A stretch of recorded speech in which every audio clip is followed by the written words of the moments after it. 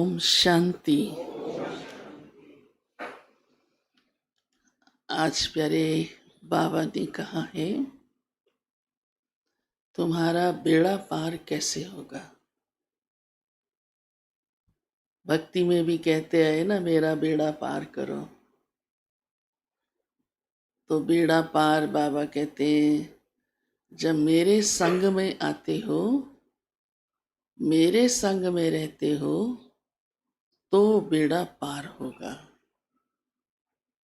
इसीलिए कहावत बनी है, संग तारे कुसंग बोड़े। क्योंकि बाबा का संग ही बेड़े को ले चलता है। हाँ?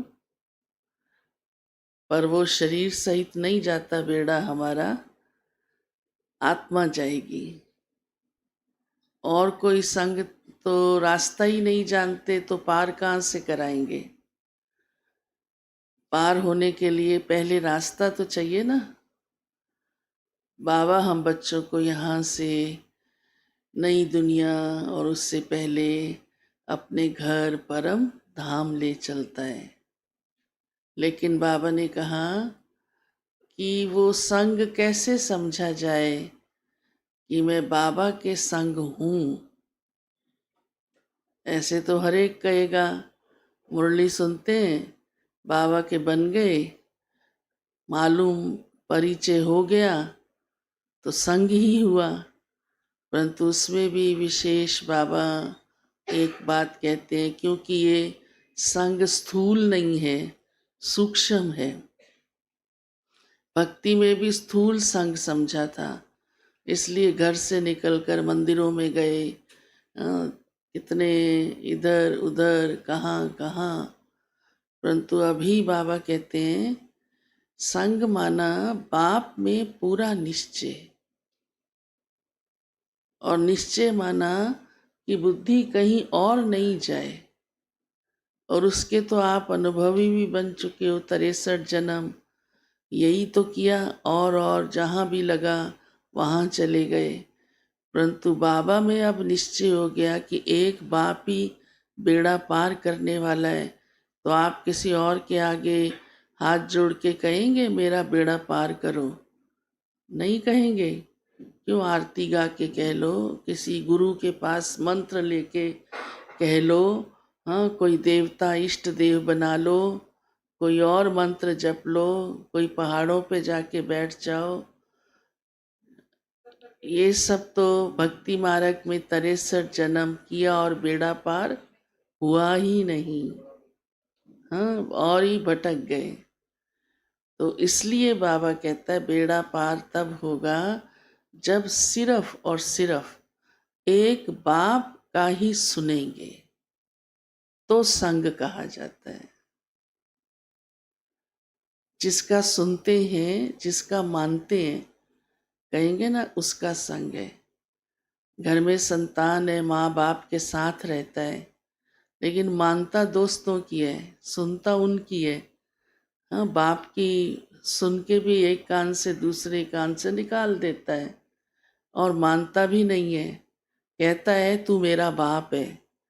उसको कहेंगे कि ये क्या कहेंगे?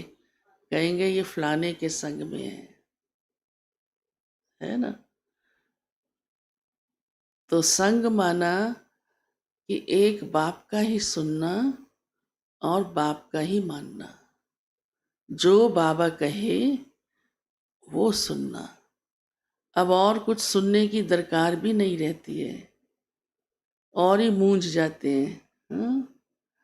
शास्त्र पढ़ना शुरू करेंगे तो मूंझेंगे या बेड़ा पार होगा? बोलो। हाँ, इधर उधर भटकेंगे। अच्छा, भगवान की तो सुन रहे हैं, गुरुओं की भी सुन ले, तो भटकेंगे या बेड़ा पार होगा? तो बाबा कहते हैं, एक बाप की ही सुनो।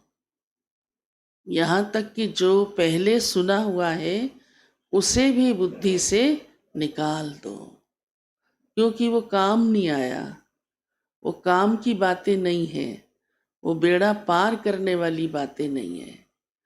तो जो बच्चे इस बात को समझ लेते हैं कि किसकी सुननी है, किसकी माननी है, तो बेड़ा पार हो जाता है। यही तो बुद्धि का खेल है सारा ना। हाँ, इसी को कहा जाता है संग तारे कुसंग उड़े। दूसरी बात आज बाबा ने कहा है, ये पुरुषोत्तम संगम युग है और संगम परी में आकर ज्ञान सुनाता हूँ। और वही ये गीता एपिसोड चल रहा है जो 5000 साल पहले मैंने तुम्हें सुनाया था और उत्तम पुरुष बनाया था। वहीं से अभी आप फिर से सुनते हो और उत्तम पुरुष बनते हो। साथ ही बाबा कहते हैं पुरुषार्थ अच्छा रहे तो एक धारणा अपनानी है, बहुत ज़रूरी है वो भी। बाबा ने कहा बीती को भूल जाओ, उसका चिंतन नहीं करो, क्योंकि वर्तमान में जो मिल रहा है तो बीती को बार बार चितेंगे तो फिर मन और बुद्धि बंटता रहेगा, उधर जाती रहेगी बुद्धि। कई आत्माएं बीती को बिल्कुल नहीं भूलती।